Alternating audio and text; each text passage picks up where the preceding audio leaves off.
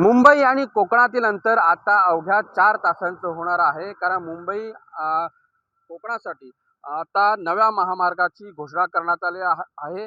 Greenfield highway हा असणार आहे आणि कोकणासाठी हा हायवे हा हायस्पीड असणार आहे आणि कोकणासाठी ग्रीनफील्ड महामार्ग हा कोकणासाठी गेम चेंजर असणार आहे. या कोकणाच्या हायस्पीड ग्रीनफील्डची महामार्गाची रूपरेषा देखील जाहीर झालेली आहे.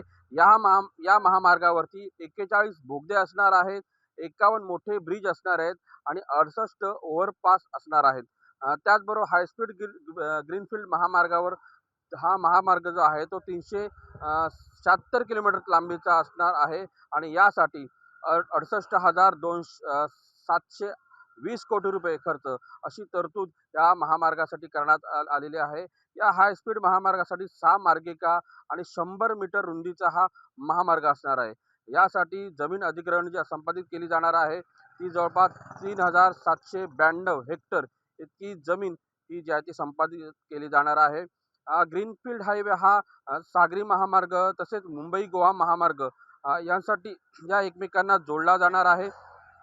हा महामार्ग अलिबाग असेल, शहापूर, रोहा, माणगाव, मेडेगाव, मंडणगड, दापोली, गुहागर शहर, गणपतीपुळे, राजापूर, भालावली, देवगड शहर, मालवण, कुडाळ, सावंतवाडी हा असा महामार्ग असणार आहे. एकंदरीत पाहिलं तर सध्या मुंबई गोवा महामार्ग गेल्या अनेक वर्षापासून रखडलेला आहे. खडतर प्रवास जो आहे तो मुंबई गोवा महामार्गावरून ज्या आहे तो प्रवाशांना करावा लागतोय. आता नव्या महामार्गाची घोषणा झालेली आहे. पहिला मुंबई गोवा महामार्ग, त्यानंतर सागरी महामार्ग आणि आता नवा जो आहे तो ग्रीनफील्ड महामार्ग. मात्र अद्यापही मुंबई गोवा महामार्गाचं काम जे आहे ते अद्यापही पूर्ण झालेलं नाही. मात्र आता नव्या आणखी एका महामार्गाची घोषणा झालेली आहे. हा महामार्ग आता केव्हा होणार आणि किती वेळामध्ये पूर्ण होणार याकडंच आता कोकणवासियांचं लक्ष लागून राहिलेलं आहे. अमोल काले, साम टीव्ही, रत्नागिरी.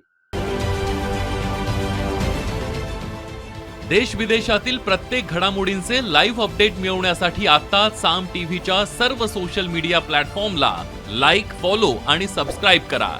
तसंच सर्व नोटिफिकेशनसाठी बेल आयकॉन प्रेस करायला विसरू नका.